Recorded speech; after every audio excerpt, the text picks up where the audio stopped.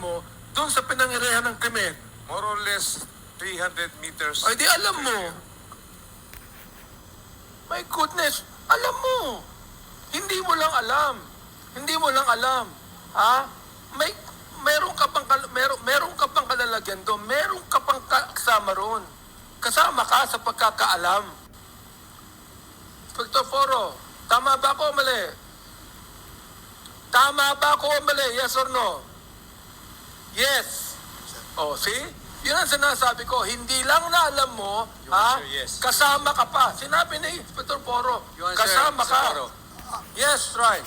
Ang ibig ko po sabihin, Your Honor, alam niya na nalagay sa Bartolina po. Pero yung pangyayari na kung ano man yung sinasabi nung hindi ko po alam yun. Huwag mong pagtakpan yung boss mo. Pinagtatakpan mo eh. Okay, please proceed, Congressman Pimentel. Mr. Chair, can I just have a... Congressman Pimentel has the floor, but with the I will indulgence. wrap up since there are many questions from other members. Mr. Chair, I would like to put it on record that I certainly believe that Superintendent Padilla is lying. Based on the facts, it will show that from the very beginning, Superintendent Padilla was already clearly involved in the planning. Hindi po mangyayari yung patayan dyan sa bilangguan. Hindi po mangyayari na malagay yung 5 bilanggo doon, yung Chinese national at saka yung 2 pumatay, nang walang tacit approval from Superintendent Padilla. Hindi po tayo rito high school na hindi po natin alam ang regulasyon ng papapagtakbo ng isang bilanggo. Tayo ay po lahat ay halos lahat tayo rito miyembro ng mga gobyerno. Alam ho natin ang pangregulasyon ng gobyerno, lalo na po yung sa bilanggo. Hindi po mangyayari yung insidente niyan kung hindi alam ni Jerry Padilla. Unang-una po, sabi ko na po kanina, nung sa pagplano pa lang, binuo po yan ni Colonel Garma.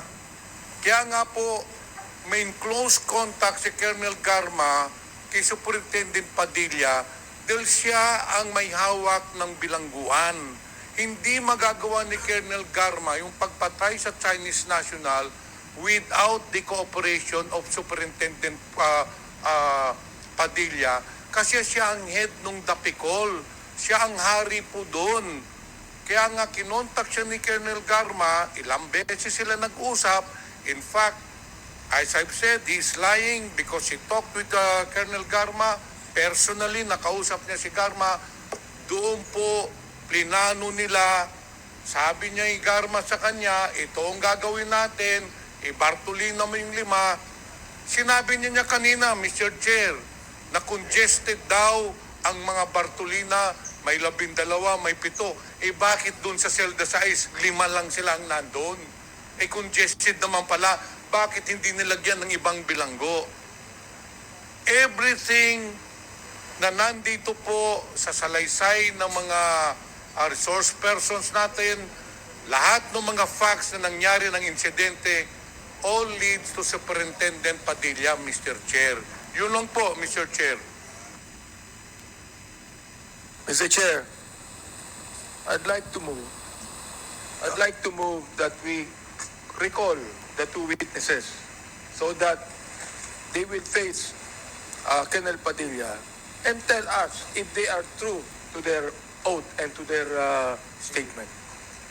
So move, Mr. Chair. There is a motion to invite again the 2 witnesses, PDL witnesses, which is presently detained Second. in the premises of the House of Representatives, duly seconded. Hearing no objection, the motion is approved.